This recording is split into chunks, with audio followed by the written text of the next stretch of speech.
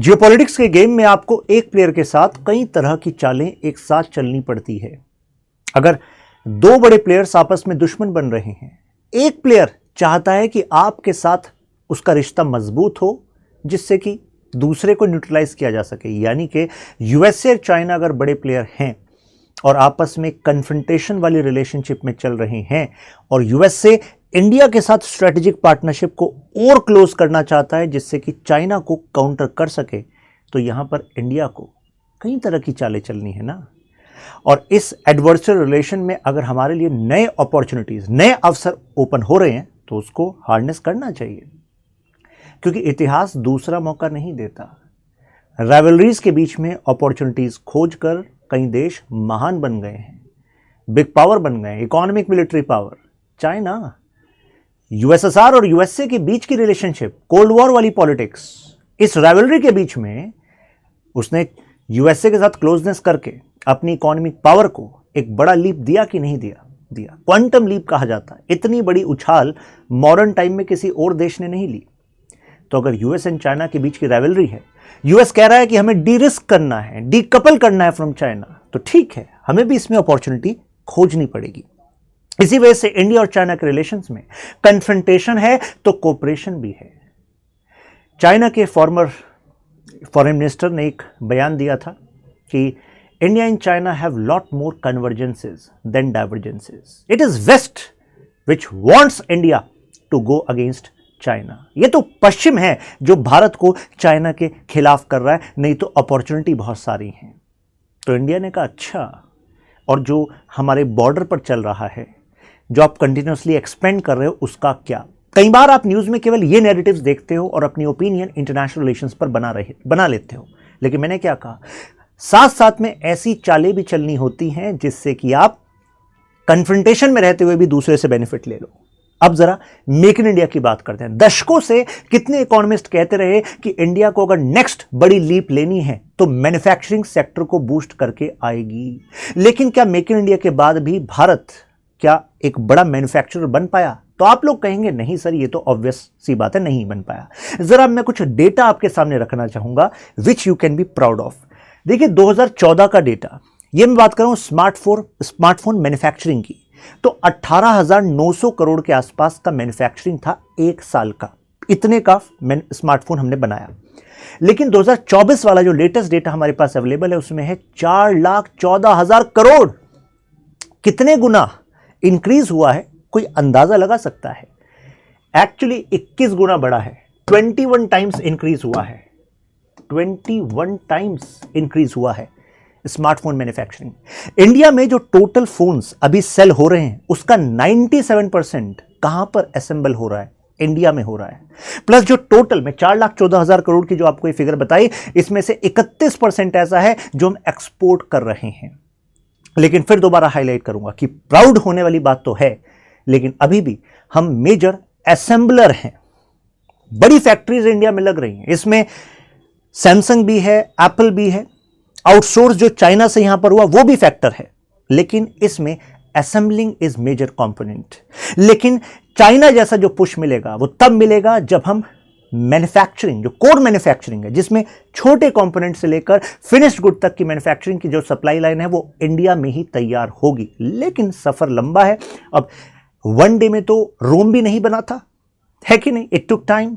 China भी कोई 1-2 साल में नहीं बना, 10 साल में नहीं बना। 1980 के दौरान जो उनकी इकोनॉमी में मेजर ट्रांजिशन आया उसका रिजल्ट हम आज के टाइम पर देख रहे हैं। और आप कहेंगे कि सर इंडिया में तो जो मैन्युफैक्चरिंग अभी है वो तो सर थोड़ा लो क्वालिटी गुड की होगी, राइट?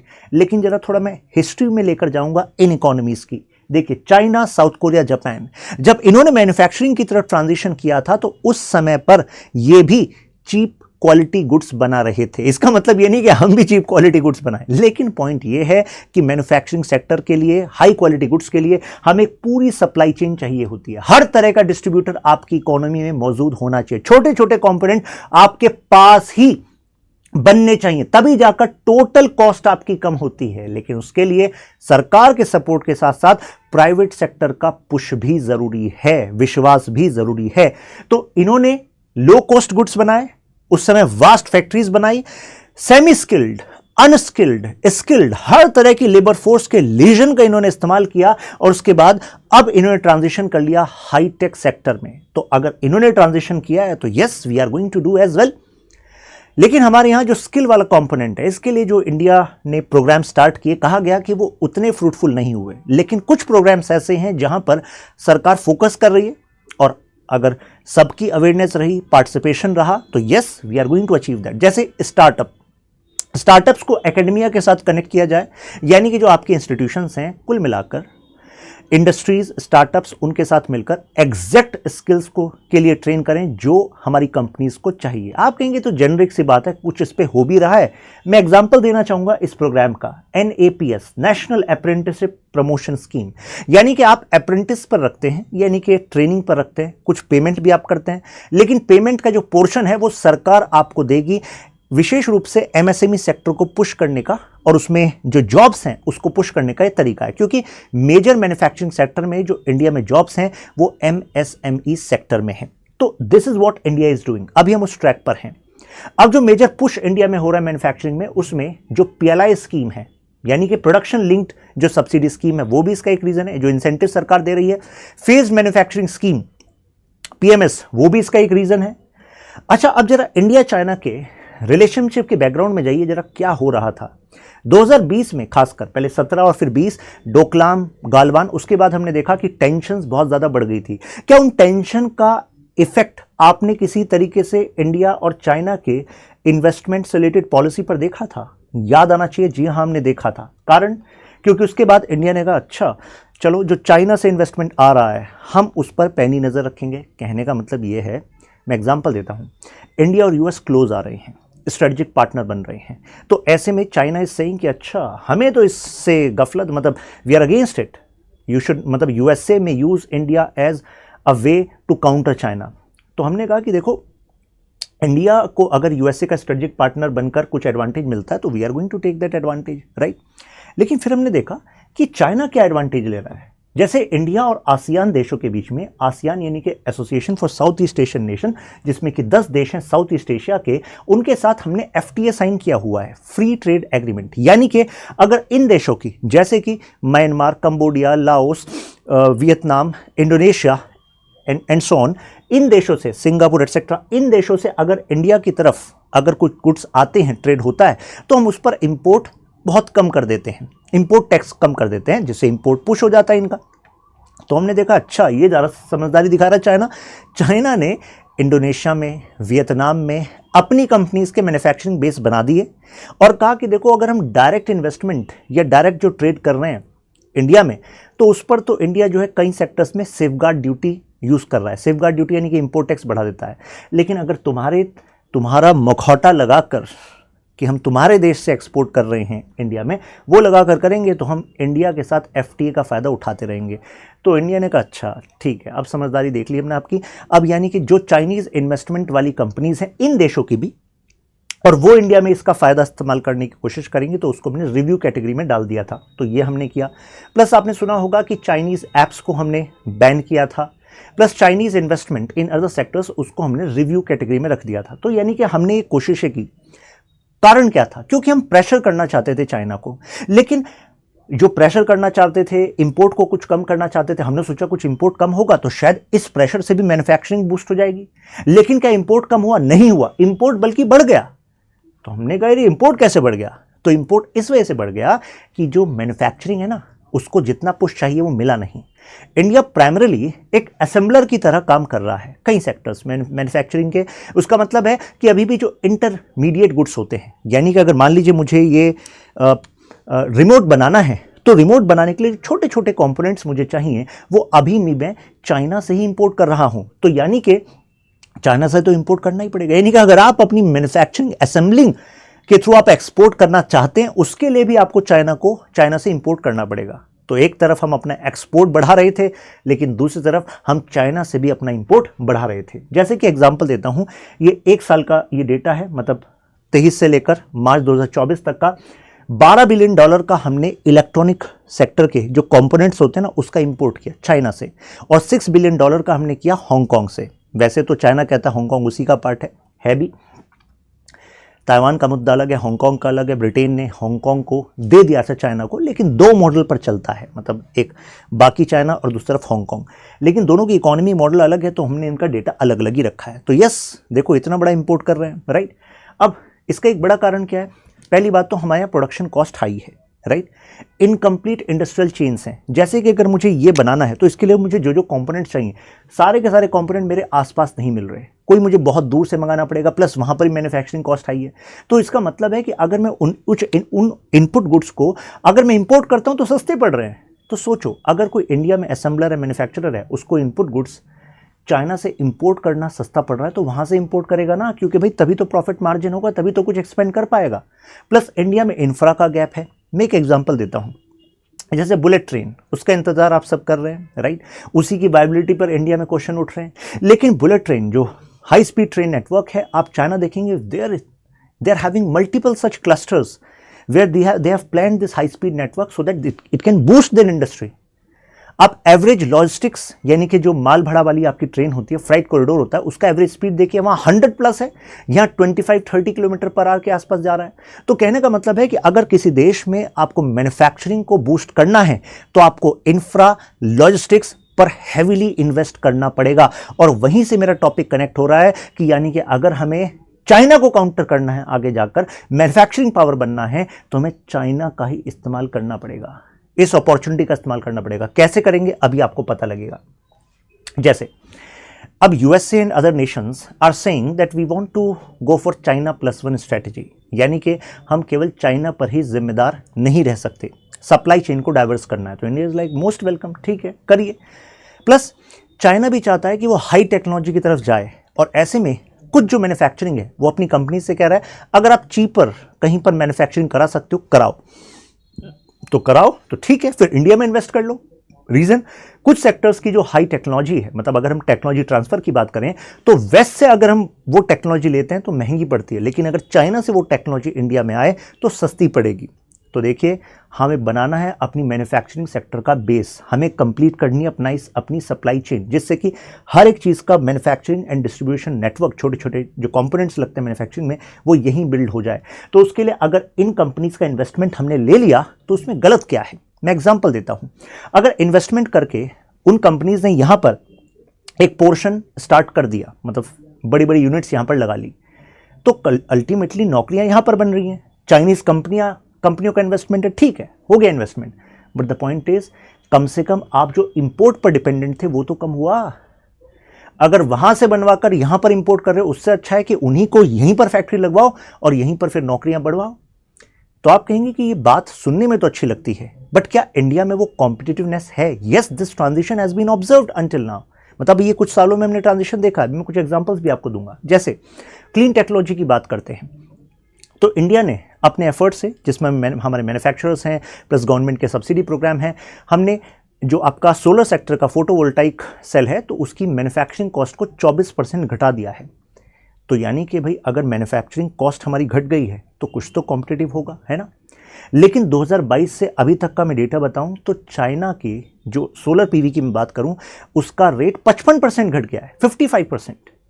तो सोचो, एक तरफ हमने अपनी मैन्युफैक्चरिंग कॉस्ट कम करी, लेकिन उधर चाइना अपनी कंपनीज को जो सब्सिडी देता है, सपोर्ट देता है, प्लस जो वो स्केल पे मैन्युफैक्चरिंग करता है। तो इकोनॉमीज ऑफ स्केल का कॉन्सेप्ट कहता है कि अगर बड़े तर्ज पर मैन्युफैक्चरिंग होगी, ज़्यादा सेल होगी, तो अल्टीमेटली आपकी जो सेलिंग प्राइस है वो कम हो सकता है।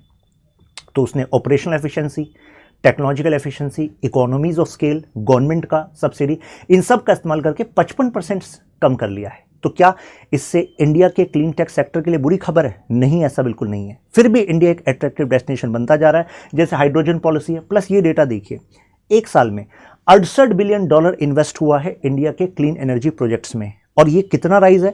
अगर मैं 16 से 20 तक का पर एनम का एवरेज इन्वेस्टमेंट के बारे में बताऊं तो ये 40% ज़्यादा राइज है। तो इसका मतलब क्या है कि हमारे देश में जो क्लीन टेक सेक्टर में इंडस्ट्रीज अभी काम कर रही हैं, मानकर चलिए कि ये अभी बिल्कुल इनिशियल फेज में है, इन्फेंट फेज में है, और इसमें इतना इन्वेस्टमेंट आ रहा है, तो इस सेक्टर का फ्यूचर ब्राइट इंडिया में होने वाला है।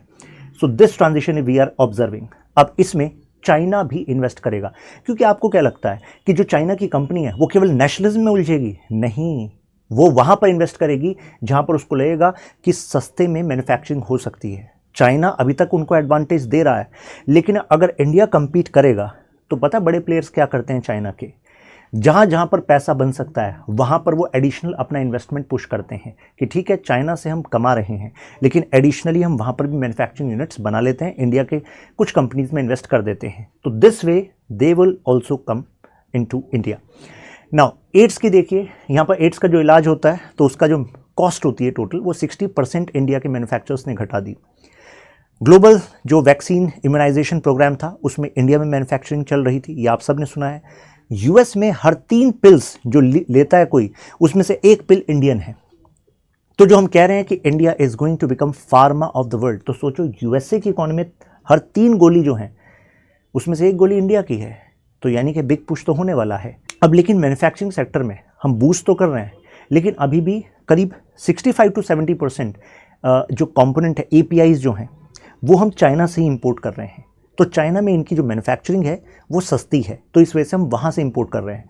तो यानी कि जो हमारी सुपर पावर बन सकता है फार्मा सेक्टर, लेकिन उस सुपर पावर के लिए अगर हम 65 to 70% उसके इंग्रेडिएंट्स के लिए चाइना पर डिपेंडेंट है, तो कभी भी हमारी सुपर पावर, आपको नहीं लगता वो वीक पोजीशन में आ सकती है?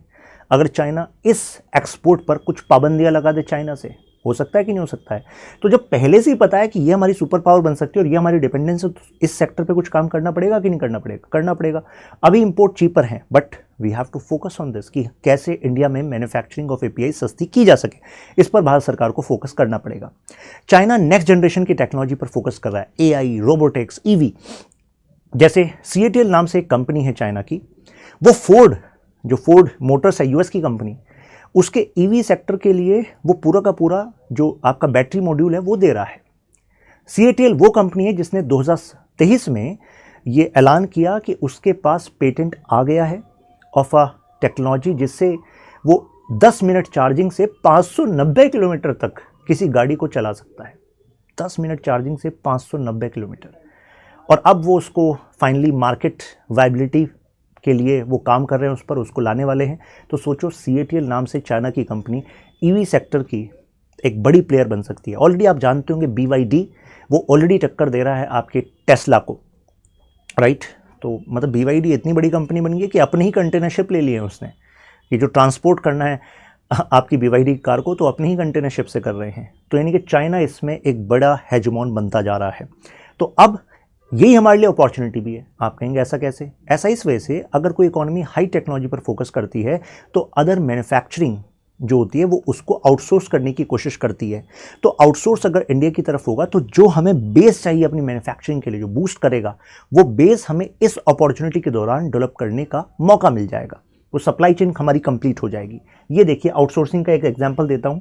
जैसे चाइना की जो मैन्युफैक्चरिंग कंपनीज हैं ये टाई अप कर रहे हैं, जैसे डिक्सन टेक्नोलॉजी, कार्बन, ये ओप्पो, वीवो जो चाइना की कंपनी है वो कह रही है हम आउटसोर्स कर देते हैं डिक्सन और कार्बन, आप यहाँ पर मैन्युफैक्चरिंग करो इंडिया में हमारे प्रोडक्ट्स को। ऐसे ही Xiaomi, ये ऑप्टिमस के से टाई अप इन्होंने करा है कि जो जितने भी ऑडियो कंपोनेंट हैं, प्रोडक्ट्स हैं, वो आप हमारे बनाइए। ऐसी एप्पल, सैमसंग ने तो अपना ही खुद का नोएडा में you can say India's biggest manufacturing unit mobile की बना दी है। प्लस ऐसी ताइवानीज फॉक्सकॉन, पेंटागन। तो यानी कि इस सेक्टर में हम देख रहे हैं कि एक आउटसोर्स की वजह से बेनिफिट इंडिया को हो रहा है। लेकिन अभी आउटसोर्सिंग क्यों कर रहे हैं? तो कहा जा रहा है कि चाइना में लेबर कॉस्ट बढ़ती जा रही है, तो इन्हें चीपर लेबर कॉस्ट मिल रही है, प्लस इन कंपनीज को गवर्नमेंट की सब्सिडी का भी फायदा हो रहा है। अगर हमें एक पूरा सप्लाई लाइन बनाना है तो हमें चाइनीज़ टेक्नीशियंस की भी ज़रूरत है कुछ सेक्टर्स में, और उसके लिए उसको सेटअप करने के लिए हमें फिर उनको वीज़ा देना पड़ेगा। तो इस पर इंडियन गवर्नमेंट लिबरल वेज में वीज़ा फैसिलिटी भी प्रोवाइड कर रही है। प्लस PLI जैसे स्कीम है जो प्रोडक्शन लिंक्ड इनिशिएटिव है, वो जो इंसेंटिव है। तो सोचो प्रोडक्शन के टारगेट हैं, अगर वो आप अचीव करोगे तब जाकर आपको ये इंसेंटिव गवर्नमेंट से मिलेगा, तो प्रोडक्शन भी बूस्ट होगी, जॉब भी बढ़ेगा। लेकिन उसके लिए हमें चाहिए कुछ चाइनीज़ मैन्युफैक्चरर्स के साथ कोलैबोरेशन, कुछ टेक्नीशियंस भी चाहिए। तो ऐसे में yes, in this category we can take advantage of it, क्योंकि इसका मतलब ये थोड़ा है कि भाई चाइनीज़ हैं तो we are not going to take advantage अगर अपने देश को ताकतवर बनाना है तो जहाँ से मिल सकती है हमें लेनी चाहिए, राइट? फिर आपके अंदर कुछ मंशाएं होंगी कि यार ये सवाल पूछा जाए कि अगर चाइना ने यहाँ पर इन्वेस्टमेंट किया, आउटसोर्स किया, दो तरीके हैं, कोई खुद कंपनी यहाँ पर बेस बना लें या आउटसोर्स कर दें इंडियन कंपनीज को। तो कहीं ऐसा तो नहीं है कि वो हायर नेगोशिएटिंग पावर रख सकती हैं फ्यूचर में। लेकिन आपको ये समझना होगा कि देखो कॉम्पिटिटिव एनवायरनमेंट आएगा, उससे इंडिया के भी नए स्टार्टअप्स, बड़ी कंपनियां बन पाएंगे, जो पूरा का पूरा एक मैन्युफैक्चरिंग का इकोसिस्टम तैयार होगा। प्लस वहाँ पर हम एक कैरेट स्टिक पॉलिसी का इस्तेमाल कर सकते हैं, जो अभी आगे आने वाला है, बताऊंगा। तो चाइना की डोमिनेटिंग प्रेजेंस है हैवी इंडस्ट्रीज़ में। इसमें जैसे इंडिया की फॉर एग्जांपल भेल है, तो आज भी आप देखिए अगर आपको बिग टनल्स बनानी है तो उसमें वो बड़ी मशीनरी बना कौन रहा है? चाइना बना रहा है। और आपको पता है इंफ्रास्ट्रक्चर के लिए हमें बोरिंग मशीन, टनल मशीन ये चाहिए, तो इसके लिए भी हम यहाँ पर कोलैबोरेशन का इस्तेमाल कर सकते हैं। तो मेक इन इंडिया अगर हमें पुश करना है तो हमें कहीं ना कहीं मेड इन चाइना के साथ कोलैब करना पड़ेगा। मेड इन चाइना के साथ कोलैब इन द सेंस कि वो जो इनपुट प्रोडक्ट्स हैं तो वो किस तरीके से हमारे फाइनल गुड्स में एम्बेडेड हों और हम इसमें एक तरीके से वो जो कोऑपरेशन वाला एंगल है उसको पुश कर सकें। जैसे चाइना ने आसियान के कई देशों में बड़े इंडस्ट्रियल पार्क बनाए, जैसे उन्होंने खुद के यहाँ बनाए थे, जैसे शेंजन, ग्वांगझाओ, फूजियान, बड़े बड़े इंडस्ट्रियल पार्क हैं। तो कोई चीज़ कहाँ पर प्लेस होगी, कैसी इंडस्ट्रीज़ आएंगी, वहाँ पर इन्वेस्टमेंट को लाना, ये सब चाइना के पास अनुभव है। तो अगर इन देशों ने इसका फ़ायदा लिया है तो कहा जा रहा है कि कहीं ऐसा ना हो कि कंबोडिया, लाओस, वियतनाम, इंडोनेशिया जैसे देश ये इंडिया के लिए कंपटीशन बन जाए। Already for example leather sector में ऑलरेडी CLV नेशंस, ये कंबोडिया, लाओस, वियतनाम, ये इंडिया को compete कर रहे हैं। बांग्लादेश में इश्यूज चल रहे हैं। टेक्सटाइल सेक्टर, जो बिग ब्रांड्स हैं यूरोप की, they are saying we can not rely on vendors in Bangladesh. वहाँ तो पॉलिटिकल टर्मोइल है, तो कई लोगों ने कहा अरे इंडिया के लिए तो अपॉर्चुनिटी है, इंडिया का टेक्सटाइल सेक्टर पुश हो जाएगा। लेकिन वियतनाम बैठा है ना, वियतनाम टेक्सटाइल में उसको रिप्लेस करने के लिए बैठा है। वहाँ पर भी चीप मैन्युफैक्चरिंग है और चीप फाइनल प्रोसेस है। तो पॉइंट इज कि ऐसे में जिसका एडवांटेज आसियान नेशंस ले रहे हैं, हमें भी उन पॉलिसीज़ को फोकस करके अपने यहाँ इंप्लीमेंट करना पड़ेगा। चाइना का कहना है कि देखो हम तो ओपन टू वेस्ट हैं, तो ओपन टू वेस्ट मतलब वो वेस्ट की तरफ रिलेशंस को स्ट्रॉन्ग करना चाहता है। जैसे एग्जांपल देता हूँ, चाइना का अगर हम ये चाइना माने तो आपको पता है कि चाइना का मेजर जो इकोनॉमिक बेस है वो इस सेक्टर में यहाँ पर है, इसको हम कहते हैं हान चाइना। यहीं पर आपको बीजिंग, शंघाई, शेंजन, ग्वांगझाओ ये मिलेंगे। यह है चाइना का वेस्टर्न पार्ट। और चाइना को अगर अपनी इकोनॉमिक ग्रोथ को बैलेंस करना है तो उसको इस एरिया को डेवलप करना है, और यहीं से वो अब कनेक्टिविटी डिप्लोमेसी का इस्तेमाल करके west, open to west policy के थ्रू कनेक्ट कर रहा है। जैसे ये है क्यूप्युक और ये है कुनमिंग। सो क्यूप्युक है ये, मतलब क्यूप्युक है म्यांमार का पोर्ट और कुनमिंग है चाइना के अंदर। तो अगर वो ये कनेक्टिविटी प्रोजेक्ट्स पर इतना खर्च कर रहा है, उधर CPEC से खर्च कर रहा है, जो इंडिया की सॉवरेनिटी के लिए खतरा है, क्योंकि पाक ऑक्युपाइड कश्मीर से वो प्रोजेक्ट लेकर जा रहा है, जिसको इंडिया डिसअप्रूव करता ही है। लेकिन पॉइंट यहाँ पर यह है कि इंडिया एक्ट ईस्ट पॉलिसी पर फोकस कर रहा है। हम भी इसी म्यांमार के through Kaladan multi modal project ला रहे हैं। हम भी इसी म्यांमार के through India, Myanmar, Thailand trilateral project ला रहे हैं, जिसके थ्रू हम कनेक्ट करना चाहते हैं पूरे वियतनाम तक, साउथ चाइना सी में आना चाहते हैं। तो सोचो इंडिया से लेके वियतनाम। तो एक तरीके से इस पूरे रीजन में जो कनेक्टिविटी नेटवर्क है उसमें इंडिया भी एफर्ट कर रहा है, चाइना भी एफर्ट कर रहा है। मैंने भी आपको एक बात कही थी कि देखिए जियोपॉलिटिक्स में आपको कई चालें एक साथ चलनी पड़ती हैं। कुछ एरियाज़ में आपको एडमेंट होना पड़ेगा, आपको स्ट्रेंथ प्रोजेक्ट करनी पड़ेगी as you are opposing that. But कुछ एरियाज़ में आप अगर कोलैब करके अपनी इकोनॉमी को उस रीजन की पुश कर सकते हैं, ताकत हासिल कर सकते हैं, तो ताकत भी हासिल करनी होगी। So that is the idea कि कहाँ क्या यहाँ कनेक्टिविटी प्रोजेक्ट्स में का इस्तेमाल करके हम अपनी इकोनॉमी को बूस्ट कर सकते हैं। अब ये आइडिया काफ़ी पहले से चल रहा है। जैसे शी जिनपिंग, अब शी जिनपिंग ने वो लीडर माने जाएंगे जिन्होंने इकोनॉमिक पावर को से मिलिट्री पावर में ट्रांसफॉर्म कर दिया। और उसके बाद चाइना का जो रोबस्ट प्लान है कि ग्लोबल लेवल पर वेस्टर्न जो वर्ल्ड ऑर्डर उसको काउंटर करना है, तो उस पर जो वो काम कर रहे हैं, उनको भी ये बात पता है कि अगर इंडिया आपके अपोज में रहा तो you will continuously face struggle on your western front, on your southern China front, as well as your eastern front, क्योंकि ईस्टर्न फ्रंट में भी जापान, इंडिया कोलैबोरेट करते हैं USA के साथ। तो इसी वजह से वो कह रहे हैं dragon and elephant should come together. तो यानी कि China and India they should collaborate. उनका कहना है कि एशियन सेंचुरी तब तक नहीं बन सकती जब तक इंडिया और चाइना एक साथ मिलकर ताकतवर ना हो। तो वो कह रहे हैं कि अगर इंडिया ग्रो करता है, अब ये कह रहे हैं, अंदर का आने तो उनको लग रहा है कि अच्छा चैलेंज दे रहा है, काउंटर करेंगे। तो हमें भी इसी तरीके से करना पड़ेगा, जहाँ जहाँ जो अपॉर्चुनिटी ले सकते हैं लेना पड़ेगा। जैसे टेक ट्रांसफर, टेक्नोलॉजी ट्रांसफर में ले सकते हैं। अब जैसे कैरेट स्टिक स्ट्रेटजी क्या है, अगर इंडिया इंसेंटिव्स दे रहा है गवर्नमेंट के थ्रू, इंडिया लेबर कॉस्ट को कम कर रहा है आपकी, और इस बहाने चाइना की कंपनी को लग रहा है अरे अरे प्रॉफिट कमाएंगे, चलो इंडिया में इन्वेस्ट करते हैं, आइए करिए इन्वेस्ट, टेक्नोलॉजी ट्रांसफ़र कीजिए, कोलैबोरेशन कीजिए हमारे डिफरेंट कंपनीज़ के साथ, और उसके बाद जो आप कॉन्ट्रैक्ट बनाएंगे दे शुड बी रोबस्ट, यानी कि आपके इन्वेस्टमेंट की जो कंडीशंस हैं उसमें इंडियन गवर्नमेंट की भी कुछ गाइडलाइंस होंगी। तो उन रेगुलेशंस के थ्रू हम एक स्टिक वाली पॉलिसी भी रख सकते हैं। ये मैं आपको बात बता रहा था कि एशियन सेंचुरी, वेस्ट से जो पावर एशिया की तरफ ट्रांसफ़र होगी इस 21वीं सदी में कहा जाता है। ऑलरेडी हम 2025 में आ गए हैं, तो अब बचे हुए टाइम में हमें देखना है कैसे वो होगा। तो वो तभी पॉसिबल होगा जब इंडिया चाइना साथ साथ होंगे। चाइना का कहना है लेकिन यूएस से क्वाड, इंडो पैसिफिक, ये कुछ ऐसे इशूज़ हैं जहाँ पर इंडिया हमें चैलेंज करता है। लेकिन कई बार आपके कॉम्पिटिटर को जब तक आप लगातार चैलेंज नहीं करेंगे, बड़ा चैलेंज नहीं करेंगे, तब तक वो आपके सामने कोऑपरेशन के लिए नहीं आएगा। जितना बड़ा रहेगा चैलेंज, उतना बड़ा आपका एडवर्सरी सोचेगा कि चलो यार कोऑपरेट करते हैं।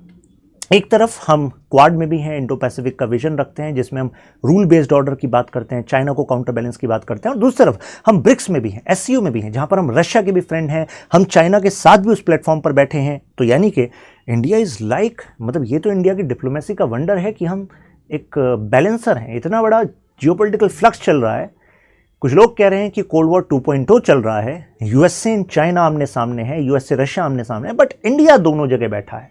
ये हमारी एडवांटेज भी साबित होगा आने वाले टाइम में। चाइना का कहना है कि देखो ऑलरेडी AIIB, NDB, ये कुछ ऐसे इंटरनेशनल बैंक्स हैं जो जैसे न्यू डेवलपमेंट बैंक, जिसको हम ब्रिक्स बैंक भी कहते हैं, AIIB, Asia investment infrastructure bank, जो चाइना में ही है, लेकिन इसका सेकंड लार्जेस्ट, इसमें तो सेकंड लार्जेस्ट इन्वेस्टर इंडिया है। इसमें बराबर के हैं ब्रिक्स के पांचों जो देश थे, अब तो प्लस की तरफ हम जा रहे हैं, बराबर के यहाँ पर पार्टनर हैं। तो एक तरीके से ये तो कोलैबोरेशन शो कर रहा है ना कि yes we can actually collaborate in an institution and make it work, right? लेकिन हमें अपने इन्फ्लुएंस को एक्सपेंड करना पड़ेगा। मतलब इंडिया एंड चाइना फ्यूचर में हो सकता है इस तरफ सोचें। ये देखिए, इतिहास उठाकर देख लीजिए, दुश्मनियां बदलती हैं समय के साथ। एक टाइम पर फ्रांस एंड जर्मनी ये स्टॉन्च ओपोनेंट होते थे, दोनों का नेशनलिज्म ही एक्चुअली जोर मारता था ऑन द बेसिस ऑफ कि यार फ्रांस हमारा दुश्मन है, जर्मनी के अंदर अगेंस्ट फ्रांस, फ्रांस के अंदर अगेंस्ट जर्मनी। लेकिन आज दोनों के दोनों यूरोपियन पार्लियामेंट में साथ मिलकर फॉरेन पॉलिसी पर डिस्कस करते हैं, सिक्योरिटी पर डिस्कस करते हैं, कोऑपरेट करते हैं। तो यानी कि चेंज होता है समय। तो अगर फ्यूचर में चेंज होगा तो कैसे होगा? होगा क्या कि अगर ये इंडो पैसिफिक रीजन है, वर्ल्ड की मेजर पावर इस तरफ ट्रांसफ़र होगी, तो ऐसे में यहाँ पर इन सब देशों के साथ इंडिया एंड चाइना को कोलैबोरेट करना होगा as one power, so that we can counter western world order. हम उन सुधारों को ला सकें उन इंस्टीट्यूशन में सुधार को ला सकें जैसे IMF, वर्ल्ड बैंक, WTO या UN के कुछ रूल्स जो ज़्यादा एडवांटेज अभी तक वेस्टर्न नेशंस को देते आए हैं। इंडिया एक बैलेंसर का रोल यहाँ पर अदा करेगा, बैलेंसर। और कई बार ये जो बैलेंसर होता है ये ह्यूज एडवांटेज लेता है दोनों पावर्स से। तो कंक्लूजन के तौर पर हम कह सकते हैं कि अगर हमें एडवांटेज लेनी है अपनी मैन्युफैक्चरिंग लीप की, नेक्स्ट बड़ी छलांग लगानी है हमारी इकोनॉमी को मैन्युफैक्चरिंग सेक्टर में, तो उसके लिए चाहिए हमें सप्लाई चेन कंप्लीट करनी है, सप्लाई चेन। और कंप्लीट करने के लिए सप्लाई चेन हमें देखना होगा कि अगर हमारे एडवर्सरी यानी कि हमारे दुश्मन चाइना के पास अगर वो कंप्लीट सप्लाई चेन है तो हमें उसका मॉडल यहाँ पर रेप्लिकेट करना होगा। उसके लिए चाहे टेक्नोलॉजी चाहिए, चाहे इन्वेस्टमेंट चाहिए, चाहे हमें टैलेंट चाहिए, हम सब कुछ वहाँ से लेने के लिए तैयार रहने चाहिए। Once we build our base, then we can, मतलब Indian companies will take over their rightful place. तो अगर सब कुछ हो गया clear, then mention ultra clear. और आपके क्या ओपिनियन है, डू शेयर इन कमेंट्स, और इस वीडियो को आप शेयर कर सकते हैं अपने फ्रेंड्स एंड फैमिली के साथ।